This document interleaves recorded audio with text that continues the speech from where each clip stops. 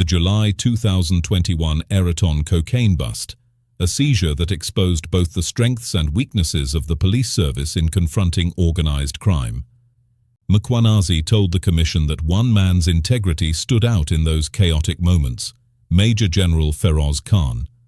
At the time, a truckload of cocaine, estimated at 700 million rand in street value, had been intercepted. But instead of being a straightforward victory for law enforcement, the operation descended into suspicion and betrayal. Some of the very officers tasked with safeguarding the evidence reportedly attempted to flee with the narcotics, threatening to turn a police triumph into a national disgrace. According to Mkhwanazi, it was Khan who stepped forward decisively, preventing what could have been a catastrophic breach of public trust. By halting his colleagues in their tracks, he ensured that the drugs entered the chain of custody intact. Yet, despite this intervention, Khan soon found himself the subject of disciplinary proceedings.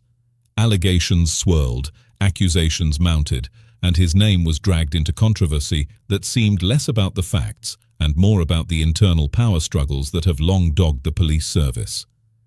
I could not find a single wrong that General Khan has done. In actual fact, I even said there in my own words that the SAPS owes General Khan for what he did, because General Khan stopped police officers that came to collect drugs under the person who was the head of traffic Gauteng.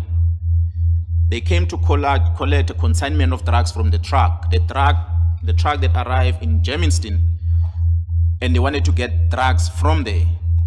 And the people that are owning the truck company, they said, no, you're not going to take these drugs, search this truck from here, follow it to the final destination, which is in Aeroton, which is a West Rand. So 2 police officers, 1 Johannesburg traffic, and 1 captain from Zongezizwe, they followed the truck until it arrived at Aeroton, and they were accompanied by 3 members from Pretoria who traveled all the way there. 1 from organized crime, 2 from the dog unit. And they all said they were coming to search the truck. And they actually offloaded the consignment from the truck, which was drugs, in bags. They took this thing and they loaded in a police car. Luckily, the lady that worked in that company contacted 10111. 10111 called Boysen police station. Boysen vehicle came there, and then there was a conflict between the police when they discovered that these policemen who says they're running these operations, they're already removing this consignment from the truck, they're loading it in a police bag. So these policemen asked, but this is a crime scene, why are you taking this thing from here to here? If you're saying it's drugs, we have not even opened the bags, how do you know?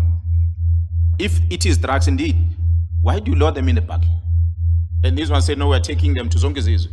And this one said, but this is Boysen area. Why do you take this thing to Zongezizwe? It's found here, it's a crime scene. Get LCRC and everyone to deal with it. Then there was a conflict between police at the time, and that police member who was present there took the police vehicle, and he blocked this police car that was already loaded with drugs. He blocked it so that it doesn't move. And that's what allowed the other police officers to phone General Khan and say, there are members that claim to be from crime intelligence, they come and intervene. So he traveled all the way, arrived almost 2 hours later, and he put a stop from these drugs to be stolen.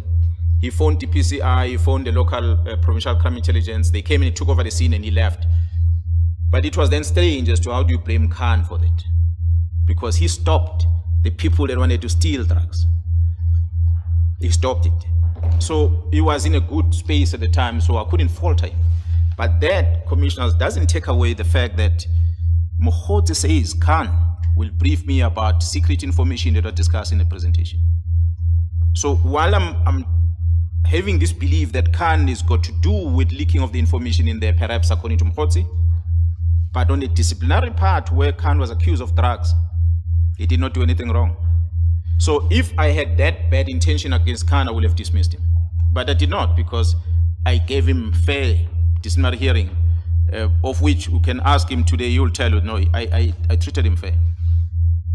Years later, in March 2025, the disciplinary process came to its conclusion. Khan was cleared of all charges, vindicated after a long and bruising battle. Mkhwanazi did not mince his words at the Commission.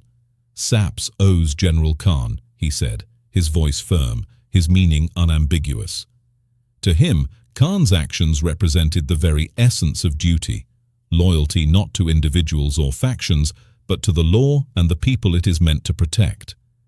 The testimony painted a complex portrait of a police service caught between valor and corruption, where moments of heroism are often clouded by internal strife and political interference. For the Commission, Khan's story is not only about the redemption of a single officer, but also a test case for the credibility of the entire institution. How many others, Mkhwanazi seemed to imply, have been left unprotected after standing up for what is right? The Aeroton cocaine bust will remain one of the most dramatic seizures in South Africa's criminal justice history, but its legacy now stretches beyond the drugs that were confiscated. It has become a mirror reflecting the fragile state of policing, where integrity is both rare and essential. And in that mirror, the figure of Major-General Feroz Khan stands as a reminder that amidst the rot, there are still those who choose duty over betrayal, even when the price is high. Please let us know what do you think of this story in the comment section. If you made it this far, I assume you enjoyed the video. Please like the video and subscribe to our channel for more videos like this. Thank you for watching.